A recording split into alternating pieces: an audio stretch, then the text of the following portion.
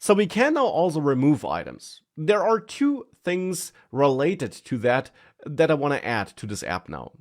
For one, it would be nice to have some fallback message here if we have no expenses at all. In addition, I want to show a little info message at the bottom whenever we did remove an item, which also offers us a button which we can click to bring back that expense item, in case we swiped accidentally. Now let's start with the easier thing, with showing that fallback message, instead of showing that list, which would be empty.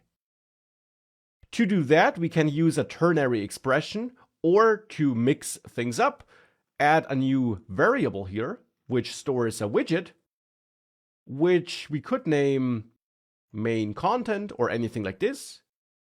And initially here, we could use the center widget to show some centered text where we say no expenses found. Start adding some.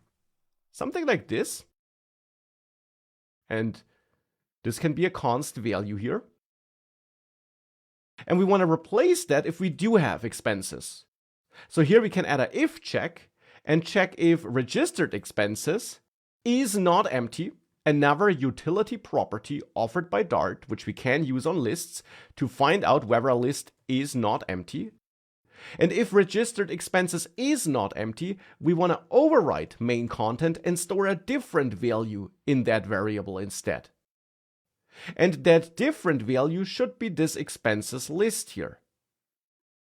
So I will grab that list and cut it and store that in main content instead. And now it's of course main content that should be output here as a child in this column. Therefore here I see no expenses found, but if I add a new expense here, like $16.99, and maybe this is travel, we see that instead. So this works. But now let's work on that message that should be shown if we dismiss an expense. To show a message after deleting an expense, it sounds like it would be a good idea to go to this remove expense method, because that is where we do remove expenses. And indeed it is here, after calling remove, where I do want to show this info message. And we can show such a message by using another feature offered by Flutter. Besides all these utility show functions which Flutter offers here, it also offers a special object which you can use for showing or hiding certain UI elements.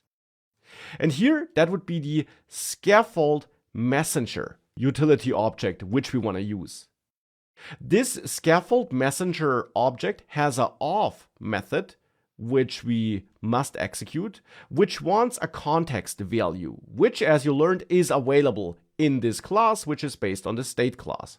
Now this then gives us an instance of this scaffold messenger, and this scaffold messenger thing offers us various utility functions and methods that help us with controlling the user interface and showing certain things on that interface. Most importantly, we can call show snackbar to show a so-called snack bar, which you might have not heard before, but which in the end is just an info message which is shown on the screen. And show snack bar wants a snack bar value, and this value can be created by using the built-in snack bar class and instantiating this class here. And snack bar then needs at least a content which must be set to a widget. And in most cases, this will probably be some plain text. So here, for example, we could say expense deleted, because that is what we did. And this can be set to be const. But there is more that can be configured about that snack bar. For example, it also has a duration parameter that can be set and that wants a duration value. A value of type duration, which can be created with the built-in duration constructor function, so the built-in duration class. And this then has various parameters that can be set to define a duration. For example, we can set it to 3 seconds here. And this can also be turned into a constant value. And we can also add an action to our snack bar. So not actions, but one single action, and this must be of type Snackbar action, which is created by using the special Snackbar action constructor, so the Snackbar action class. And this then has also some configuration items, some parameters we can set, like for example the label, which does not want a widget, but a plain string. For example, undo, so that we have a button on that info message that allows us to bring back that deleted expense. And we then also have to add the onPressed parameter to define the function that should be executed if this undo button is pressed on this snack bar. And in here, I then want to call setState to update the UI and change registered expenses. And instead of removing something, here I want to add something again.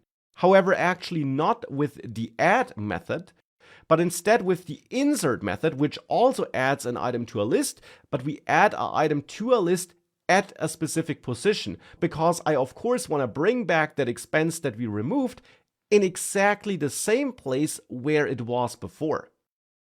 Now for that, we first of all need to find out where this expense was by getting the expense index, because insert wants the index where the element should be added and then the element that should be added. So we first of all need to find out which index this expense that we removed had, and for that, of course, before removing it, we need to get that index.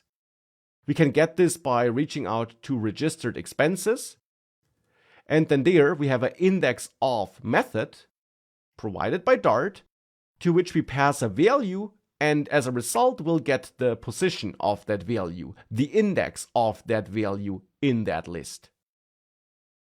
So it's then this expense index, which is passed as a first value to insert, and the second value is that expense which we deleted before.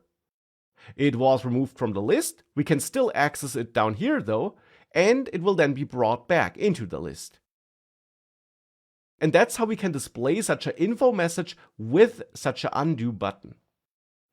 If we now save that and force a reload to bring back those dummy items, you see that if I swipe them away, I get this info message at the bottom, and it disappears after 3 seconds, but I can also press the undo button to bring back the item. And if I force a reload again, so that I have both items back, you will also see that if I remove Flutter Course, which is the first item here, and I bring back that item, it's brought back in first place, because that index was used to insert it in the right place. I can also remove both items, and in that case we might want to make sure that the info message that belonged to the item that was just removed is immediately cleared, so is also removed from the screen, and we show the next info message instead. Because at the moment, as you can see, if I remove both items, we get the first info message, and only after this one disappears, the next one appears. This might not be what we want, and we can make sure that we clear all existing info messages that we might have on the screen by using scaffold messenger of context, and there we can call clear snackbars, which removes any snack bars, so any info messages we might still have on the screen. With that, if we saved it, if I remove both, you see the old message is immediately removed and the new one is shown as I remove multiple items. So that's how we can show those info messages and how we can bring back items if we accidentally removed them.